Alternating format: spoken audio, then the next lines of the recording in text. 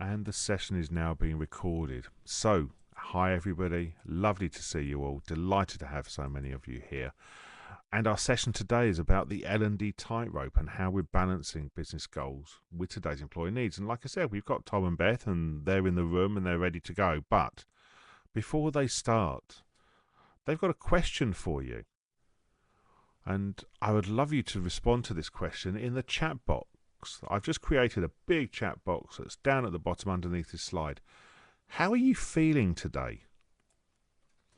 We don't normally ask this question, but in the big box that I've just opened up, tell us how you're feeling today. Give you a moment to start putting in there. Like I said, I hope grey is just the weather and not the mood. Please do tell us, how are you feeling today? And let's have your comments. I can see people are thinking about it. Tom, Beth, hopefully you can see some responses coming through. Yes, that's perfect. Thank you so much, Andrew. Some great to see responses there. I love Jane caffeinated. That's always a good sign. Um, ready to get inspired. Oh well, I really hope we can achieve that today under positive pressure. I like that. It's a glass half full perspective there, which is great. Um, tired. Okay, curious. I like that. Perfect. Well, keep those answers coming for just a second. But thank you so much for everyone for the engagement so far. And we're going to get started today. So it's great to just open this session with that question around how is everyone feeling today. But I'd love for you just to take a second. We're going to close the question box and just pause for a second and ask yourselves why. There's no need to share this, but just take a couple of moments just to reflect on those feelings that you might be feeling today. I saw some things under there around under pressure, some tight deadlines, some also really positive feelings, but it would be great just to take a moment and reflect, ask yourselves why you might be feeling that way. Now, you might think this is a bit of a strange question for us to be opening this session with, and some of you might have found that question quite easy to answer. Is it because you have had a couple of coffees this morning? Is it because you maybe haven't slept that well? But some of you might have found it harder to answer. And quite often we can be quite aware of how we're feeling, but we're not always sure why that is. The reason that may be is quite a provocative statement here. The world today is bringing us increasing complexity and pressures. And I know that's quite a broad statement for us to begin with, but it's absolutely true. So over the last 4 years, we've seen some macro trends appear that has ultimately impacted the way that we feel. We've experienced a global pandemic. We've experienced the introduction of generative AI and the impact that's had on our organizations. You might have heard the term polycrisis start to appear a bit more. I think it was the word of the UK word of 2021 or something like that. We are very much living in a space where we are starting to feel these increasing complexities and pressures. And naturally, that is going to be impacting the way that we feel, but also the way that our organizations are running and the impact that it's having on our businesses as well. So quite a broad statement for us to start with, and you might be thinking why we're kind of kicking off this webinar today in this way. Well, let me just take some time to unpack this a bit for you and give you a bit of a taster as to kind of what we're going to be covering today, but also what we really want to leave you with. As I mentioned, we're kind of in this state of the world where we are being impacted by the macro trends, by what's going on around us. And essentially, let's not underestimate how that world around us is impacting the pressures on the businesses that we work for, but importantly, the people within those businesses.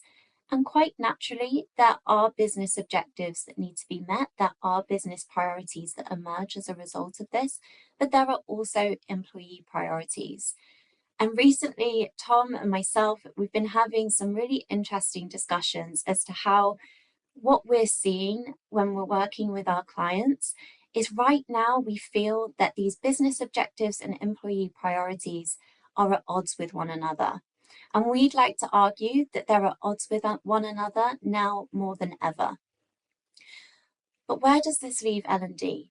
Well, we find that quite often L&D find themselves in the middle, trying to support both, trying to be more strategic and speak the business language, meet those business objectives and make the impact that we need to have, whilst also supporting our learners, the people that we're looking to support every day, the employees of the organization. And the way that we kind of have framed this and really started to explore the lens of this is we wonder whether this is kind of leaving us experiencing a bit of an identity crisis. Well, today we're going to be unpacking that a bit and also leaving you, hopefully, with a simple strategy to help you meet the needs of both your business and your learners as well. But before we do that, let's just dig into why this matters. And what we're going to do over the next few slides is just explore some research that I think, to be honest, has really left myself and Tom really just exploring this and asking ourselves how we can solve for this. So I'll just bring this first statistic up here.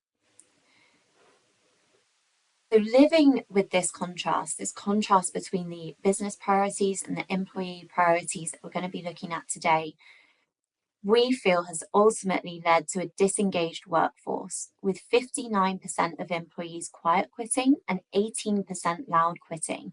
And I think you'll agree that's quite a shocking statistic in the sense that the majority of employees, Gallup has found, are disengaged. But what are the implications of that?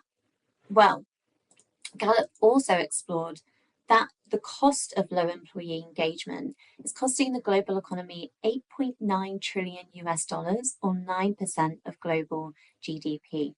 And just to make that even a little bit more tangible for you in the sense of an organization, on average, a disengaged employee costs their organization 34% of their salary. So a third of an employee's salary is the cost of someone who is disengaged.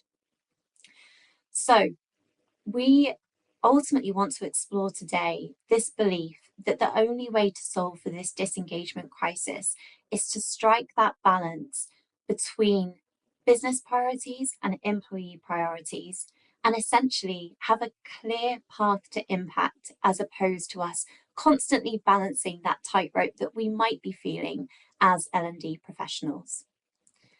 But before we do that, we just wanted to tell you a little bit about us and introduce ourselves before the rest of the session today. So keeping this brief, I'm Beth and I am co-practice lead here at Sponge with my colleague Tom. We lead our team of learning experience consultants, and we essentially partner with our clients in a strategic manner to solve for business challenges and support learners through learning experiences. You'll see here just a little bit about my life. I have a very naughty Cocker Spaniel, Nora, so we spend our time walking in our local woods. I am a aspiring baker. I have lots of baking disasters, but if there are any Great British Bake Off fans out there, I'd love to connect on that subject too, alongside learning. You'll also find I use baking a lot in learning analogies, because I think it's a great way to bring some of our models to life. I'm also a daily Wordle player. I'm very competitive with my dad, so we carve out time to do that every day.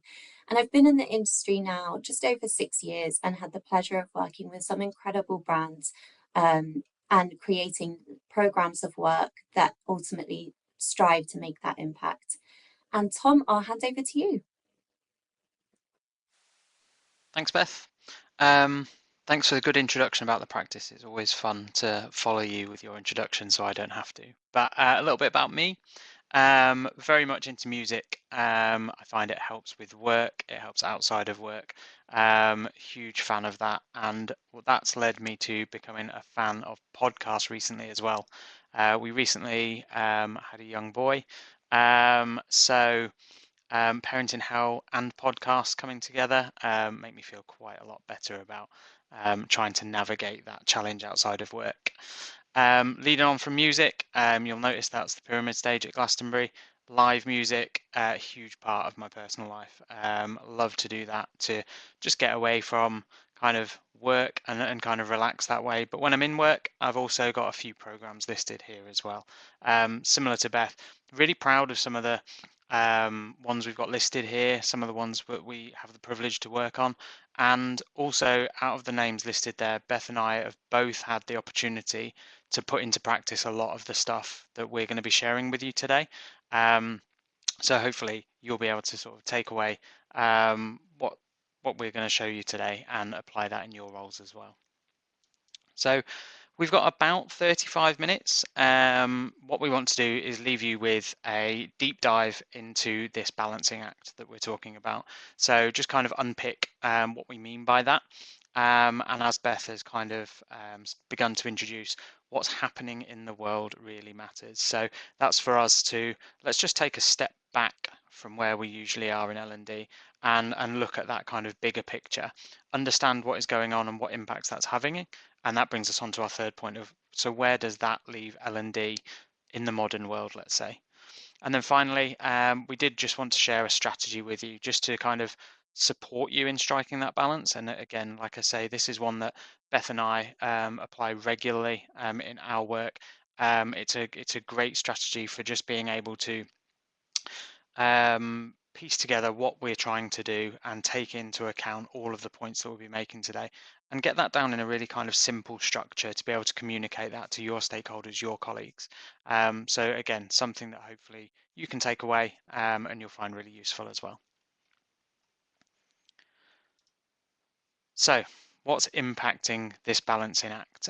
Before I just go into this section, I think just wanted to kind of call out that I think from an L&D perspective, we're in a really privileged position when it comes to talking about the balancing act.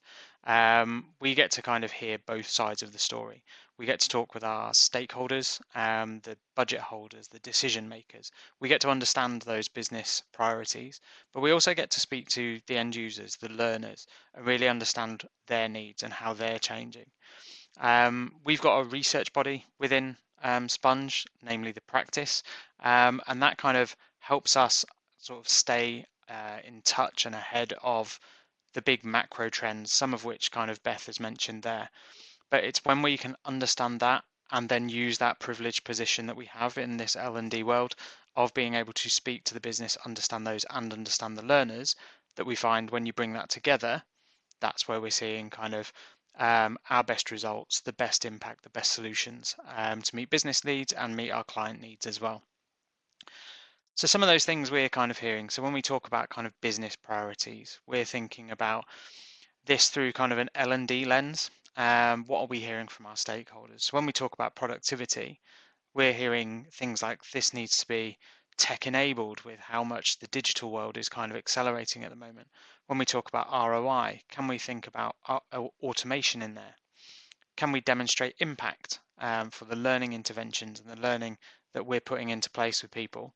And then when we think about attraction and retention, can we really drive attraction through all of the great stuff we're doing within a business, but also can we minimize our retention in the business as well? All of these are business priorities based on kind of their needs at this time. We then flick to the other side and we think about the employee lens on this. So again, what are we hearing from the employees that we're speaking to? So when we think about well-being, we're hearing things like that they want to take control of their kind of self-care. They want to be able to perform well in their roles, and that kind of is a big part of kind of what they're doing. Aligning to values, almost half of Gen Z want to work for a company that makes a positive difference in the world. So we're having these kind of personal values coming into the business world now. So really kind of need to listen to those. We talk about future development. This can be explored through learning. So very much something that we can listen to, that we can act on. And then finally, EVP. So the employee value proposition. This is hugely developed in recent years, and we talk about kind of this coming on to the value that it brings learners and what they're looking for from their business and from the outside world as well. And it's where these two meet in the middle, and this is the balancing act that we're talking about today. We would refer to this as a sweet spot, which is potentially not how everyone would refer to it. But for us, that's a place of opportunity and not friction. So this is where those two worlds are coming together. And as I've already mentioned, L&D are in kind of a unique position where we can empathize with both sides of this story. We can dig into both sides of those stories. We can look at what's happening to influence the way people are feeling. And that's what turns that from friction into opportunity. So this brings us to our first poll.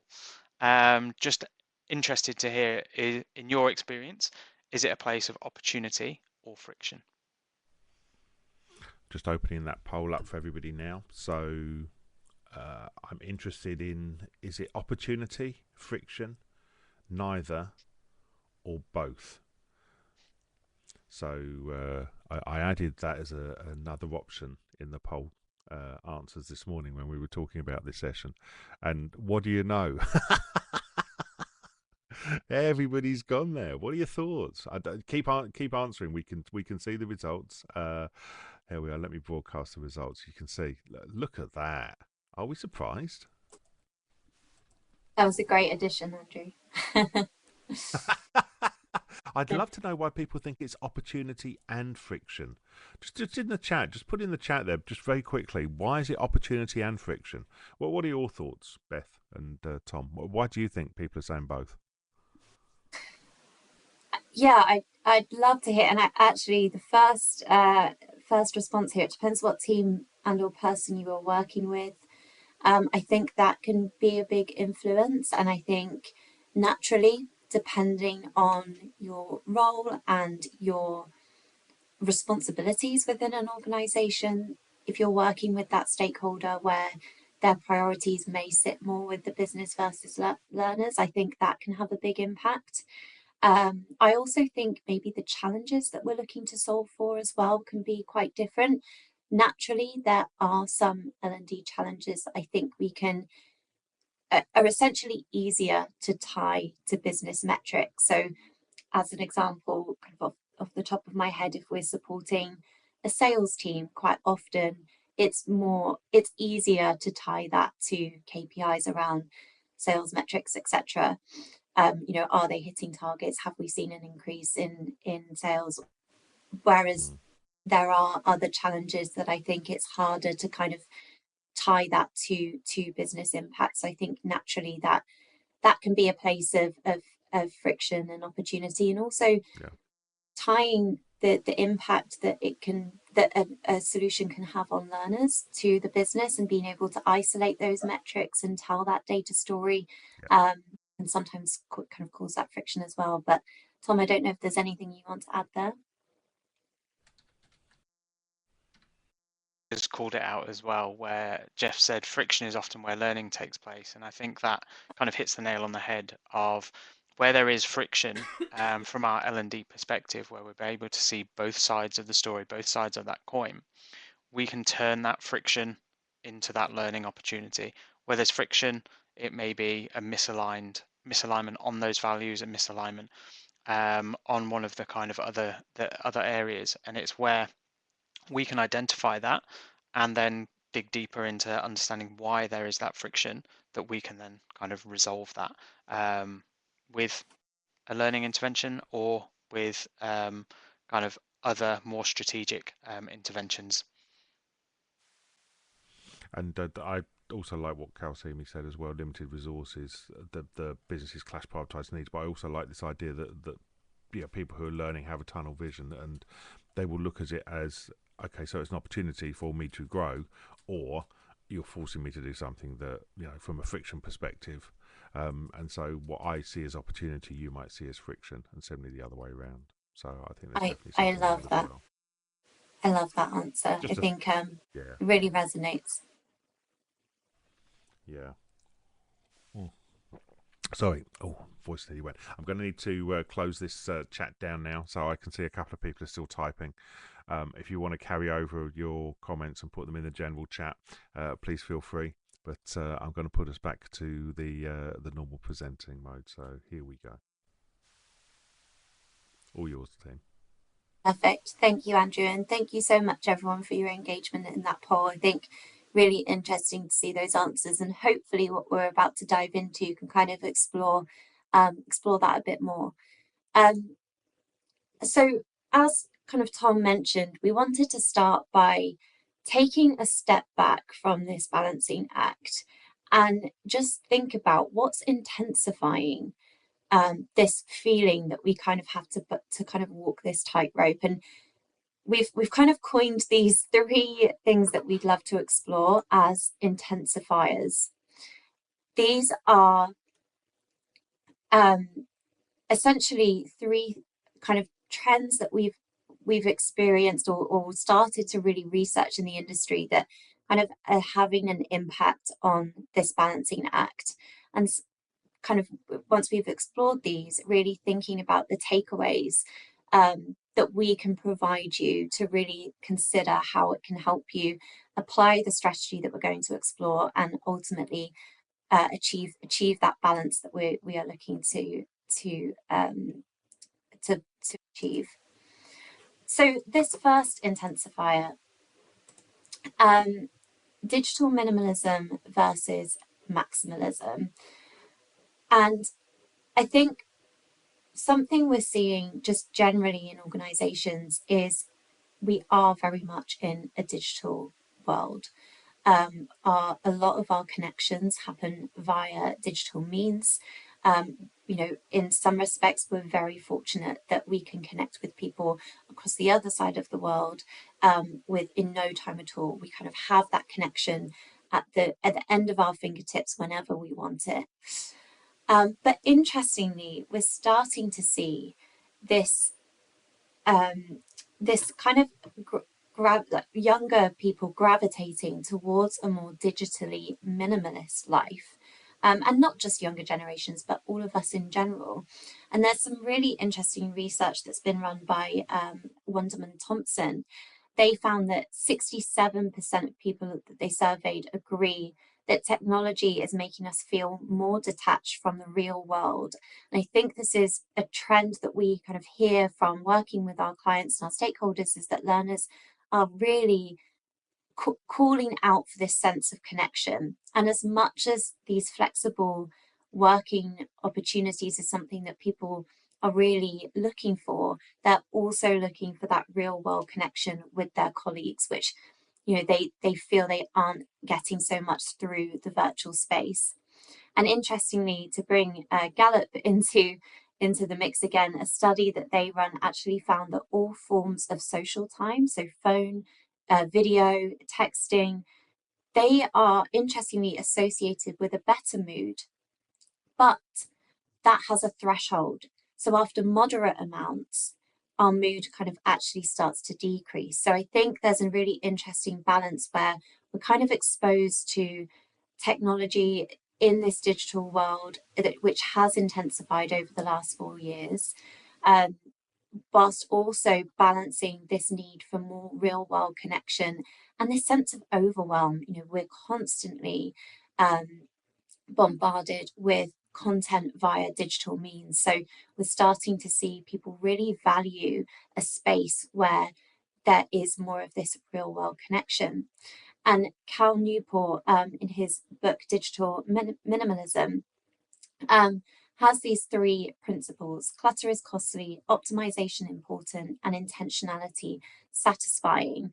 And that's definitely something I think we're looking to apply when we are exploring our digital learning solutions, is the value behind them.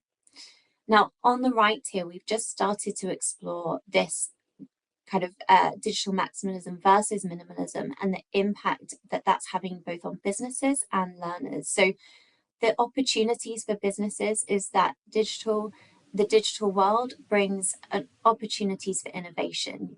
We have seen over, especially the last 18 months or so, how generative AI has provided a lot more opportunities for innovation to happen. And there's also been opportunities born from automation that we've seen over the last few years as well. But what we're also hearing on the flip side of that from a learner's perspective is this sense of false connection, this fight for attention because of this overwhelm of this digital space. So if we think about that macro trend of digital maximalism versus minimalism, something just to keep in mind as we unpack this further is we feel it's not necessarily a question of time, which is quite often a barrier that we uncover when speaking to our learners. It's actually a question of value.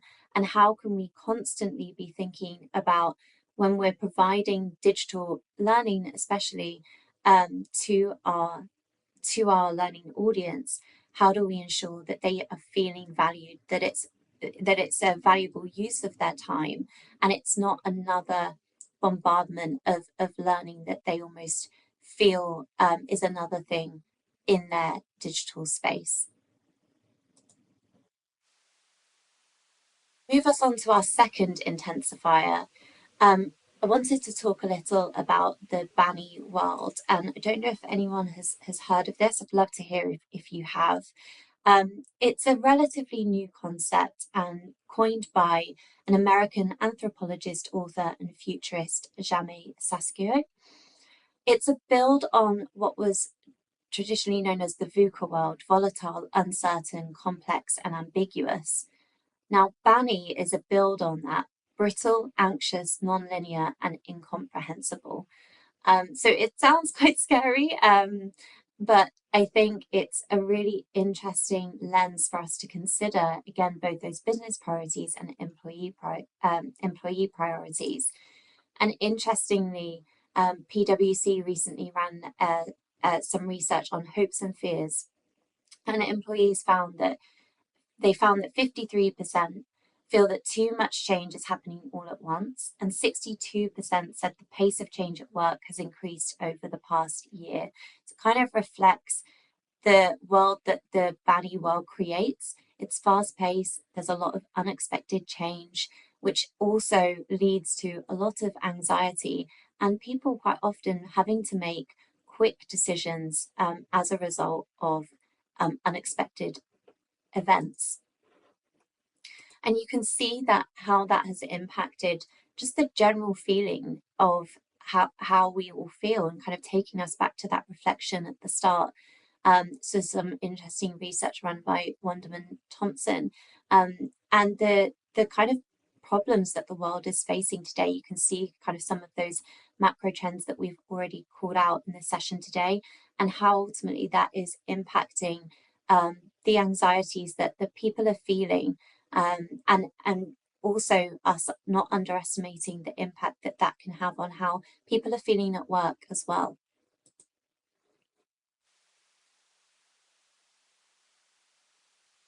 So just a key takeaway for us to really think about here, there's quite often, because of the state of the world and how that's causing us to really change focus quite quickly, there is always this risk that we kind of focus too heavily on efficiency and profit, which leads us to really overlook the important factors such as our employees' well-being. That kind of level of brittleness that we kind of explored in the Banny world, we really want to give people the ability to thrive in quite a high pressure, in a fast pace, in a dynamic environment. So always kind of considering the empathy that you can bring to those situations to help employees really tie their day-to-day to that longer term picture, when that isn't always going to be the same. So Tom, I'll hand over to you to kind of explore our final intensifier.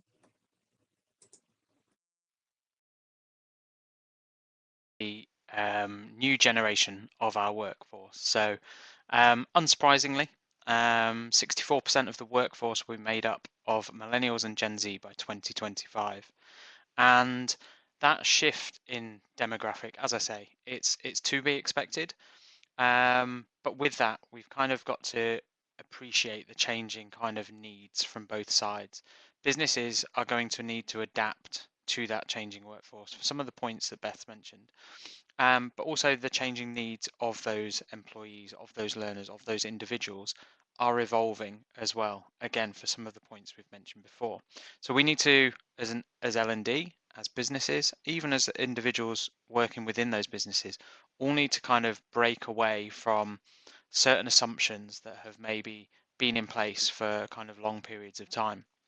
This workforce were kind of born into kind of this digital world. They are digital natives. They are going through transitions that the other generations kind of haven't. And Beth kind of touched on kind of the anxiety piece when we talk about the Banny world, but we've got two obvious ones kind of in there of the pandemic, and then from the digital aspect, we've got the kind of meteoric rise of kind of AI in there and how that is kind of influencing a lot of decisions that are being made in our L&D world, in business world, and beyond. And we've just kind of pulled out kind of a few statistics, just to kind of try to kind of demonstrate what we're talking about today, not to antagonize. And they are all on screen at once. I apologize, we had some technical issues. These were meant to kind of be talked about kind of one by one, but just kind of picking up line by line. Mental health days are important for 82% of employed Gen Zers. Now that's from obviously a report from Talent LMS and Bamboo HR, but we can see kind of that, and I touched on this before, that kind of personal care, that people looking to take care of themselves and looking for how the business can support them to do that in order for them to perform better in their roles. Now, when we think of a kind of a flip side, maybe business perspective, we're looking at 60% of executives in North America, in media and technology companies, for example, expect their focus on profitability to continue rising from 2023. So what we're looking at here is that profitability can manifest in different ways. That could be cost cutting, for example, which when we're thinking of giving out things like mental health days, then that's going to potentially impact that. But these are not two sides of the same coin, but these are two ways of reacting to what could be classed as just external pressure. So from an L&D perspective, we are in the middle of this. We are in that privileged position, which I've talked about before, where we can understand and empathize with each of these positions, and what can look like friction can be turned into that opportunity. We'll look at another one with 39% of people surveyed said they're most fearful about making mistakes and not learning quickly enough. So here we've got kind of a workforce where they are looking to learn, but they are fearful potentially about making those mistakes, whether this comes down to compliance or whether this just comes down to being new to role. On the flip side, we've got businesses who are saying it typically takes 12 months for a new employee to reach their full potential. So the two sides of the story here, we've got kind of a need for permission potentially to want to learn, to take away or remove that fear.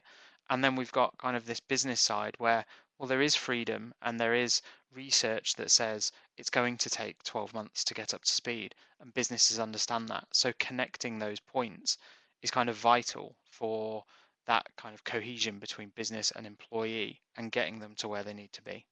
And then the final one, 40% of Gen Zs and millennials have rejected a job or assignment because it didn't align with their values. And we've touched on this value piece, but that's a huge number, and quite kind of a bold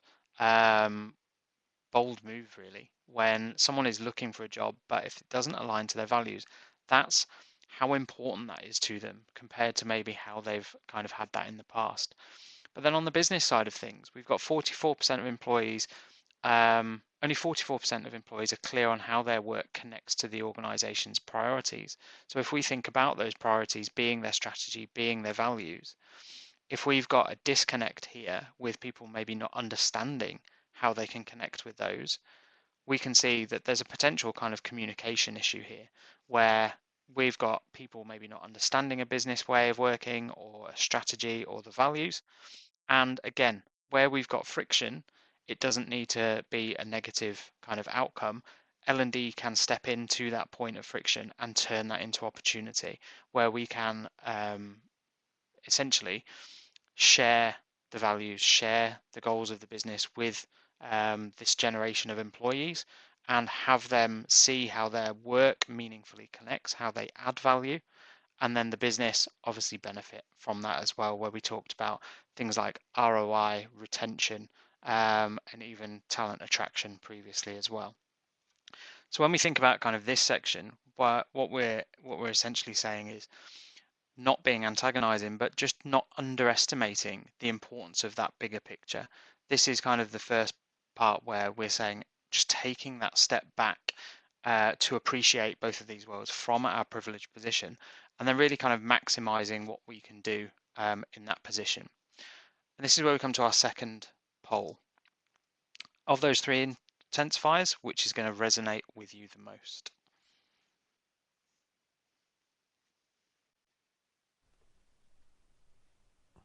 I've just loaded the poll up, so I can see people clicking on it straight away.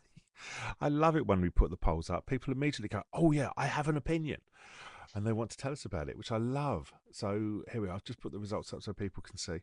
A pretty even spread coming out now. What are your thoughts on this, Tom, Beth? It's really interesting to see that it is a pretty even spread. Um, but potentially some of the stuff we're sort of raising, so digital minimalism versus maximalism, might be new to some people, for example, whereas the generation of the workforce is a transition we've all been going through for some time. Beth? There's a really interesting conversation going on in the chat as well, just around the psychological safety, making mistakes. Have we got a new workforce? I wonder whether the pandemic has had an impact on this. The new employees coming into the organisation now, would have been the people potentially who would have done degrees when they were online, or remotely, would have been people who would have done their education and course study online. And I wonder whether there's this that's an element that's coming through from this Banny approach, which I love, by the way, Beth. I think the idea of the Banny is really interesting. What are your thoughts on this anxious, non-linear kind of approach? Do you think that feeds into this? Absolutely, and I am loving the chat and some of the themes that have come through there. And psychological safety, I've seen growth mindset in there.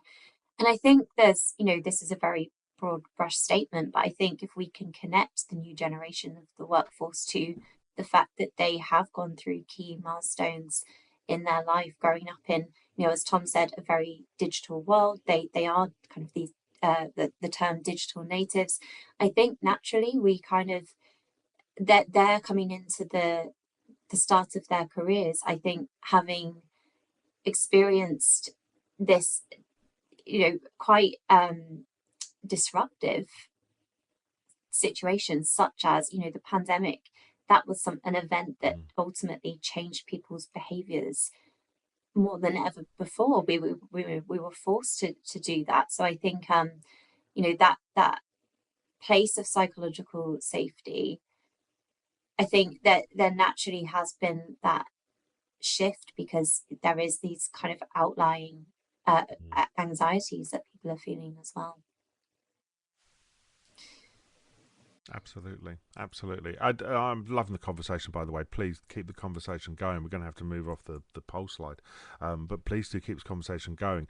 It's like almost as sudden as if everyone's been sitting here for the last half hour, 40 minutes, and going, "Yeah, this is all valid," and then all of a sudden you just poked them and they've gone, yeah, actually. So I'm loving the reactions from everybody. So thank you. Well done. I'll put us back to the main view again, but please do keep this conversation going because it's absolutely fascinating. So loving what you're putting in.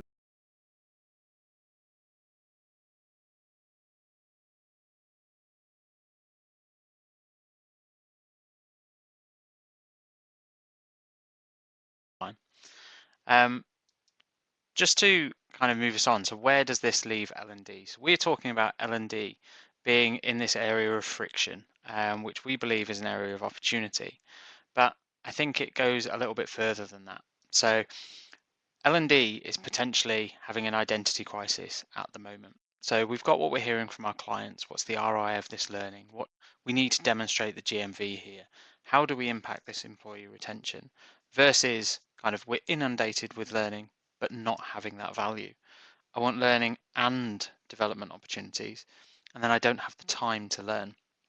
So previously, L&D's played a role where we've been able to deliver solutions that meet those business needs whilst listening to the needs of the learner in the sense that it's there for them to kind of complete and kind of perform at work.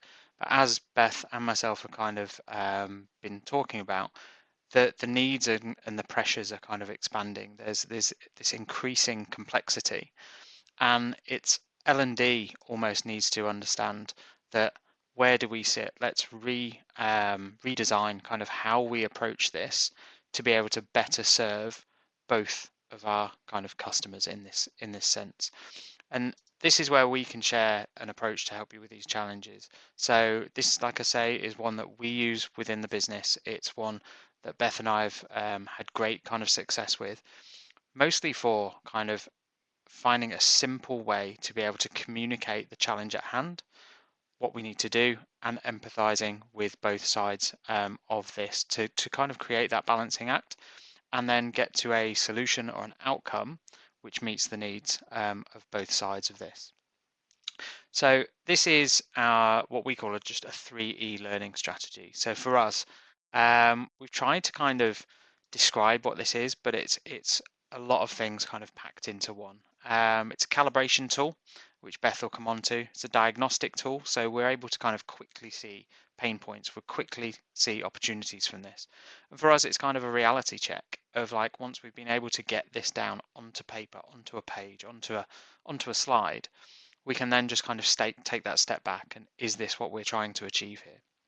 It is an ROI calculator, so it does help you establish what are we going to see out the back of this and speak that language of your business. And I would just say it's a way to kind of document and evidence kind of strategic needs. So when we're talking about strategic needs here, we have the business will have their strategy. It's not talking about kind of trying to pin ourselves to that strategy or change that strategy. It's a way of being able to communicate how there is needs from the employee, needs from the business, and this is the strategy for how we get there. So we'll take you through some kind of simple steps. All of this can be shared with you afterwards as well. But first of all, we just capture the bigger picture.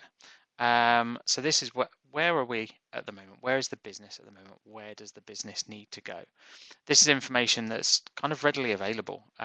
We tend to kind of get our hands on this quite quickly in L&D. It's something we understand, but it's that journey, it's that middle piece where this kind of really starts to stand out. And one of the kind of biggest things for this 3E approach is creating momentum and creating buy-in with your key stakeholders. So we can turn this kind of into storytelling in effect. This simplifies it down so you can speak the language of the business, the language of the employees, and capture everything in one place. And essentially create this a priority. And I know that's in L&D something we've potentially struggled with in the past of showing why this piece of learning or this solution or this experience is so important for the business. But if we can demonstrate this as a priority directly linked to business needs, where we find priorities, we tend to find budget. So we can kind of tap into what other people are doing. We can bring that forward, tell that story. And often it feels like something that's so simple, but we see it skipped time and time again. And this is why when we've used this format, we've been able to kind of see real success in this area, because it's something where we've just not skipped that part. We've not forgot to hear both sides of those stories and kind of unpack this piece of the puzzle. The next piece is a compelling question, and this is something that some of you may or may not have heard before, but if we can distill a challenge into a single question, what would that be? We have the business come to us with a learning need. The employees come to speak up about their development needs. But if we can reframe that, take a step back, move that away from jumping to a solution, we can reframe that. We can unpack what they're asking for and put ourselves in a position from L&D of being able to solve for a business need, whilst taking into account the learner needs. We've got some examples of compelling questions, but largely you'll see the key ingredients of these. As I mentioned, it reframes the challenge. We see that as taking a step back. When we approach a learning need, your vision is relatively narrow toward a solution. By reframing that and using things like design thinking language of how, we see our field of vision for a solution get much, much wider. We've talked about it being mapped to a business imperative, so the business strategy is there. We map this to that business need, but it allows us to then come away from that jumping to that solution of training or learning. So we leave that language completely out of the question. And then the compelling piece isn't just in the title, it is meant to be compelling. So when we are trying to speak the language of the business, it is compelling to them that we're trying to solve this for this business need. And again, for the learners, and when we're talking to the employees as part of the project, we're able to kind of share what our goal is. And again, for them, it is a compelling way of doing that. So we've got some examples here. These are from clients. How do we support our people leaders to ensure all employees have a consistent experience, helping us to become the best place to work in the industry? Another one on there, how do we upskill our creators to increase profitability and reduce current drop-off rates? So you can see in these examples, we're not using the word learning, we're not using the word training, and we're giving ourselves so much scope to be able to approach that and find the right solution and dig those layers deeper to find those balances. So this is where I'll pass back to Beth, and you can take us a little further.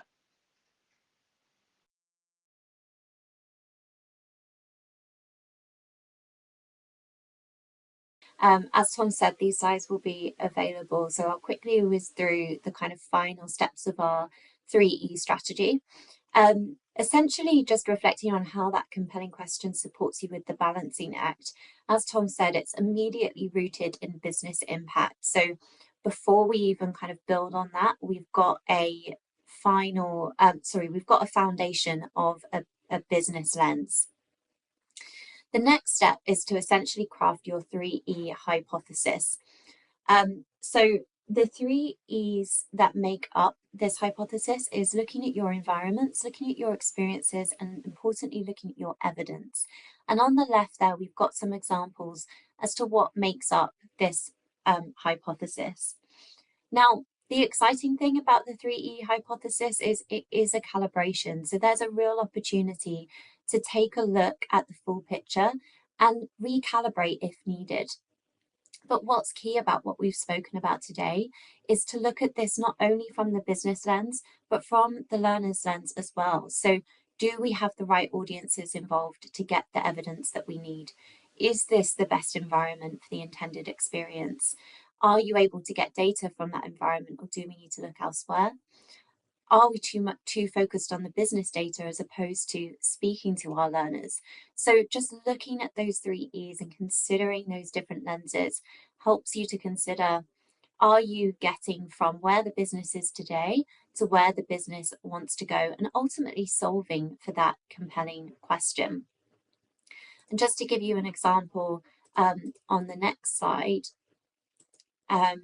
we have our 3E equations. You can see here, experience plus environment plus evidence hopefully gives you that intended result, supported by that compelling question that you would have drafted at the very start. I'm going to skip our next poll just with time in mind because I just wanted to share just these different lenses that you might be considering as part of this 3E equation. So you can see here on the top, just some of the questions you might want to be asking at each stage to support that business perspective. How much can we reduce seat time? Is this using our existing tech? What's the ROI of this learning? Are we considering business metrics? And on the flip side of that, are we speaking to the learner? Where do I fit in this journey? Is this where I learn best? Will this be a good use of my time? And what that should give you is both those business metrics to speak the business language. I think I saw in the chat someone refer to it the lingo of the organization. That's what we're looking to do here, whilst also balancing those employee priorities.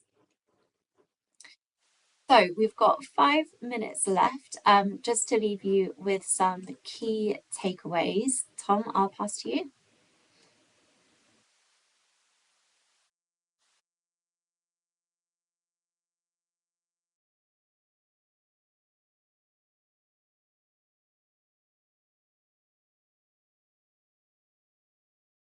Impact is going to start by helping you to get that balance right. By focusing on that start position, understanding what we're looking to solve, it's going to put us in the best position to be able to understand each of the perspectives there. Second one, consider your 3E's through both lenses. This is what Beth just talked about in that equation. And have you got that calibration right? Really kind of want to focus on the word calibration as well. It's a hypothesis. It's something we can put in there. It is that point where we can test that hypothesis, we can calibrate that, and we can get to those solutions to deliver those intended results.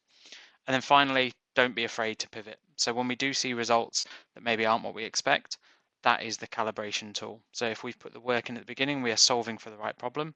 The 3E strategy is going to help you calibrate that and help you understand and balance in terms of the questions that we're asking each of those audiences to deliver the business needs versus the employee needs, and then work towards getting those results. And I don't want to take credit for the next slide. Beth managed to get all of what we've talked about today into one very nice sentence. So I'm going to pass back to Beth to deliver that.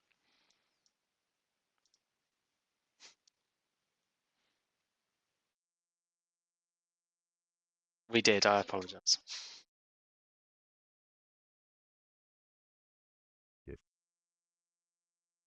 To achieve here is L&D rooted in business impact through empathizing with your learners.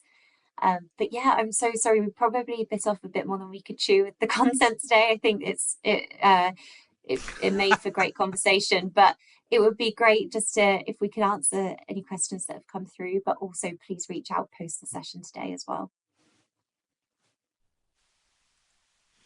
Awesome. Fabulous stuff, guys. Yeah, Lisa's already said love the last slide, and again, thank you everybody for the chat. There are a couple of questions. I really like this one by Davinia, where you picked up. So essentially, L&D needs to have business acumen and know the lingo of an organisation. Is it about understanding the jargon and being able to speak in the language of the business? Do you think, Beth? Yeah, it's such a good question. Thank you, Davinia. And you'll have to forgive me because I'm going to reference a report and I can't remember the author, but it stuck with me because it basically said that traditionally L&D has quite often used qualitative data to demonstrate impact, which isn't the language of the business. Quite often the language of the business sits more in that quantitative data space. So there's always, I think, that friction between the two.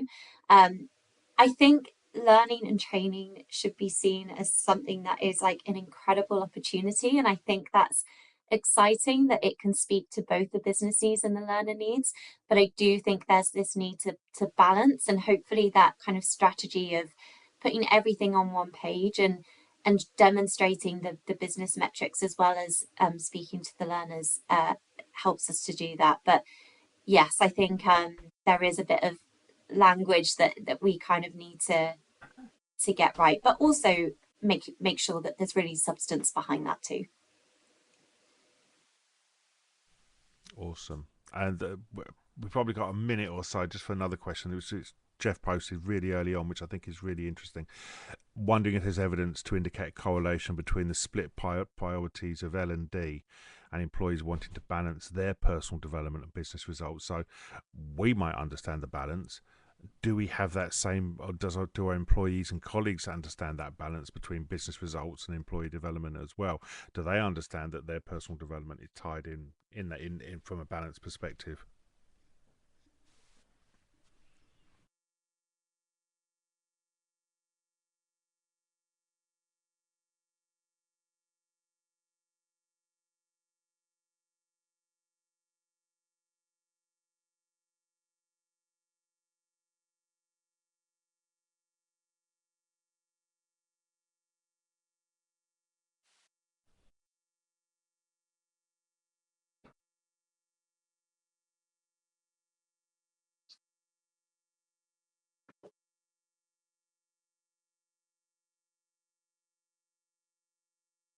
That people are asking for that professional development, and also the business kind of needs that we're hearing of kind of that retention piece. It's going to be meeting those business needs as well.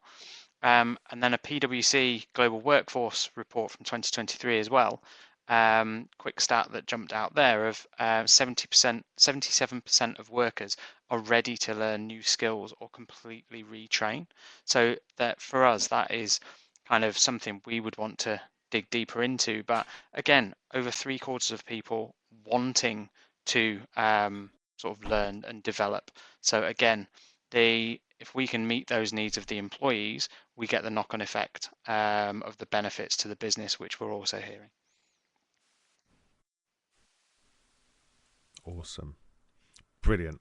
Thank you, Beth. Thank you, Tom. I think that was an excellent session. There was a ton of stuff in there. I'm going to go back and look at this again. Like I said, the Banny stuff is entirely new to me, and some of the links. I've put the links up from today, so please do connect with Beth and with Tom, and if you want to connect with me as well, we've got our LinkedIn details there. The recording will be available for Monday. You'll probably get an email through tomorrow at some point telling you about the recording.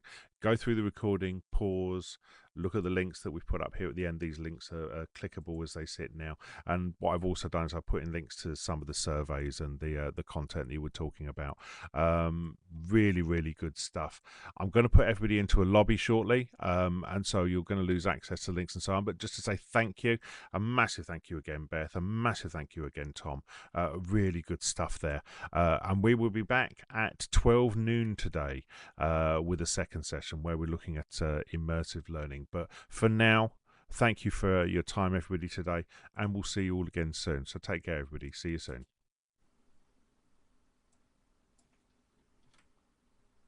Okay, everybody is well back on hold. It's just us in the back of the room again.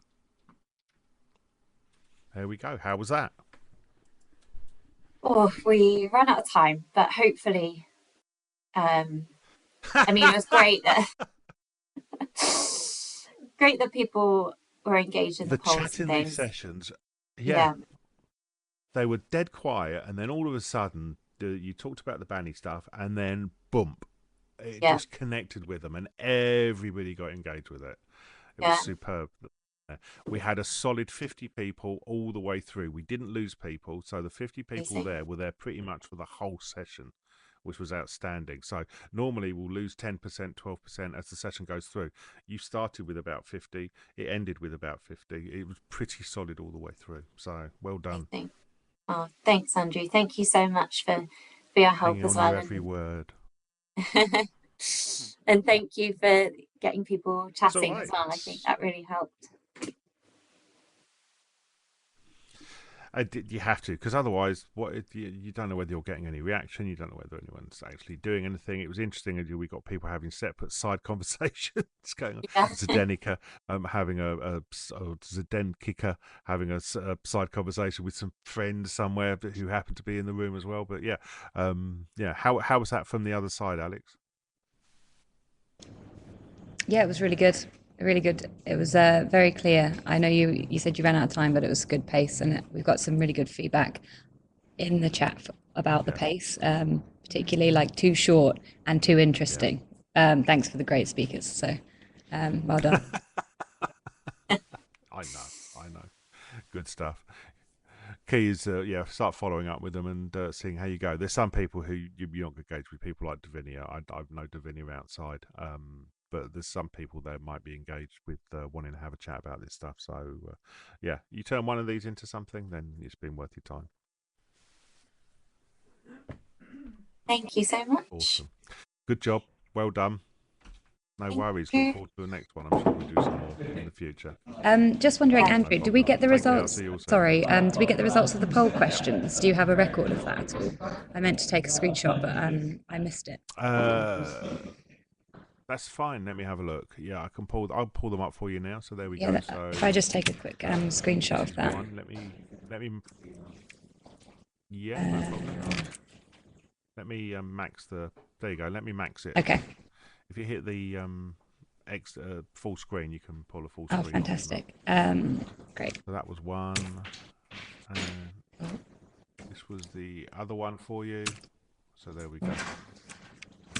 Did not expect both on that one. That really got them going. The opportunity, Yeah. It's an opportunity and friction. Oh, that's it. I grabbed those. See, people don't like binary choices. Yeah, people don't like a binary choice. If you give them an option, but you give them free choice between 3 options or 4, they're going to be much happier to respond, and they all went for the, the third option. Yeah. So there we go. Good stuff. Thanks, Andrew. Excellent. Well, I'm going thank to go you because so I've got to much. get ready for the next one. Cheers. No problem. Cheers, See you all Andrew. soon. Bye. You're Bye. welcome. Take care, guys. See you soon.